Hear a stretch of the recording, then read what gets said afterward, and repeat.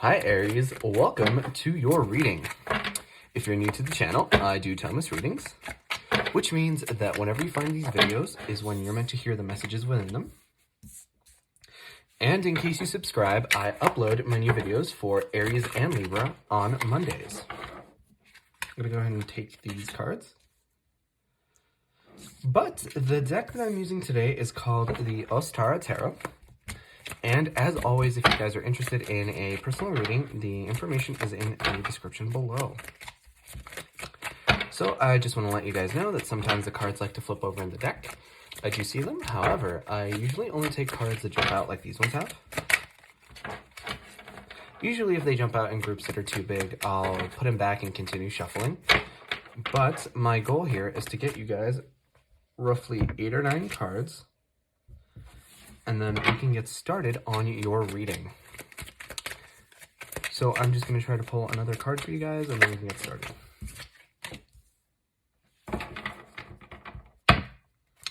All right, Aries. So I do want to let you guys know that in case you enjoy the reading, the best way to let me know is by leaving a like or a comment. But your overall energy here is the Sun, which is phenomenal energy to be in. The Sun is the happiest card in the tarot.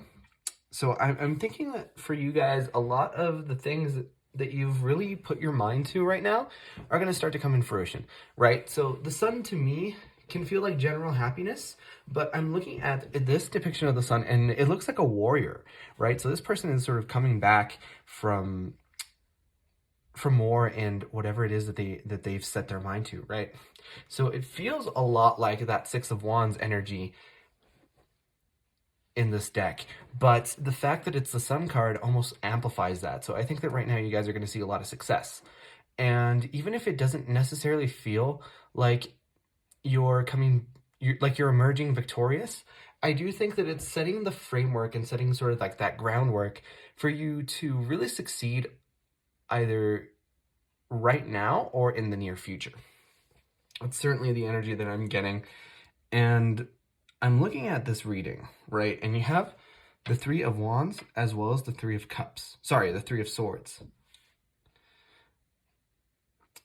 The Three of Wands to me talks about sort of that third step in the decision-making process, right? It's the step of already having made your plan. You've already observed the situation. You've come up with the best course of action, you've acted on it, and now you're waiting to see what happens next. So whenever I see a Three of Wands, I know that it's an energy of waiting, which isn't always the easiest for you guys because you guys are all about action. You're very action-oriented and you're go-getters. So sometimes it can be difficult to really sit around and wait.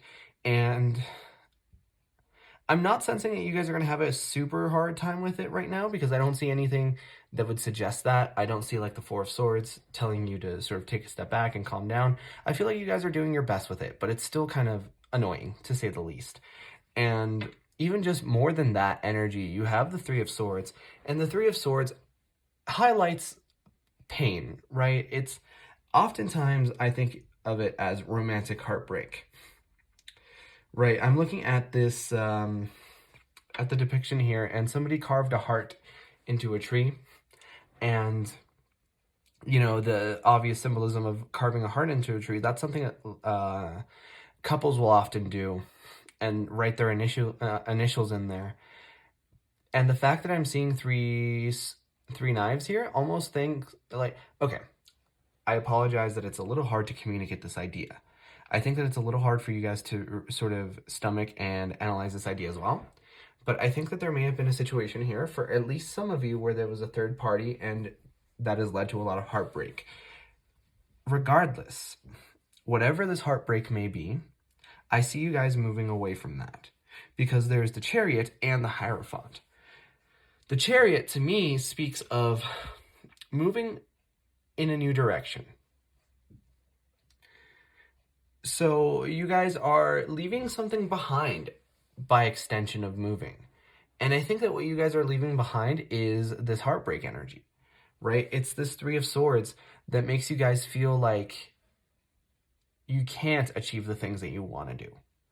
And you have the Sun card here. So there's this clear dichotomy here between you succeeding and you feeling like you can't.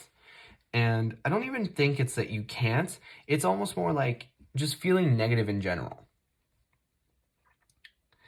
I think that with this death card as well, you have this sort of combination here with the death card and the chariot that would really tell me that you guys are trying to move past this, because the death is transformation. It's the end of a situation, and I think that for you guys, it's the end of this heartbreak.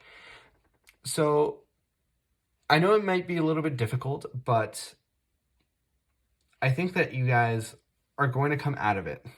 Even though you have this three of swords and this 9 of swords, the 9 of swords talks about stress, and it talks about almost not even being able to sleep at night. So I'm looking at this depiction here, and it almost looks like this cat here. This I think it might be a puma. I'm not a cat expert. It actually might be a cheetah. The point is, this to me feels like paranoia. It feels like getting obsessed over tiny details and thinking that people are out to get you. So be very careful when you are suspicious of someone who may just be trying to help. And also try to get your rest, because the 9 of swords is just that. It's not being able to rest. It's being in sort of that manic, neurotic state. And I think that you guys should do your best to really take care of your health. Don't get to a point where you're in a lot of a stress over a situation, right? Like, there's always ways that you can really cope with that, and you should try to find the way that works best for you. But I'm seeing here, I'm looking at this Hierophant, and I'm getting a very interesting interpretation of it, because normally the Hierophant talks about traditions, but I think that for you guys, it's sort of like almost a play on the phrase, getting back to basics. I think that for a lot of you guys, you need to just kind of take your mind off of the situation and really have a return to form. What feels like your default setting? Try to find the way of getting there, because I feel like this has put you in a state that isn't like you. I don't feel like you are feeling like yourself right now, because I know you, like, I've known some Aries, and they're very confident, they're very smart, they're very strong, they're very caring, they're very excitable too, but this energy of feeling paranoid and not being able to sleep and being tired and being heartbroken and almost not really knowing what to do, like, that energy isn't like you. And you guys need to find your own voice here and really get to what this strength is. Like, really let your inner strength shine. And that's kind of what I'm getting here with this 2 of Pentacles, right? Because the 2 of Pentacles talks about a balancing act, juggling a lot of times. And it oftentimes, because of the element of the Pentacles, it may talk about stability. And I feel like what this is it's talking about your emotional stability. So for a lot of you guys, you need to sort of balance this idea of being that sort of passionate, excitable, strong version of yourself, and also allowing yourself to feel these feelings and knowing that they're valid and working through them. I think that it's very easy to try to shut off those negative feelings and then go straight to sort of the positivity. And the reverse is also true. It's very easy to sort of get lost in your negativity and not allow yourself to feel happy or positive. But this 2 of Pentacles here is urging you to do both. And I know that might be a tall order, but I think that you guys are more than capable of it, especially since you have this Sun card here. But I'm also seeing that with this Hermit in reverse, you're exiting this energy, right? So it's more of what I said earlier.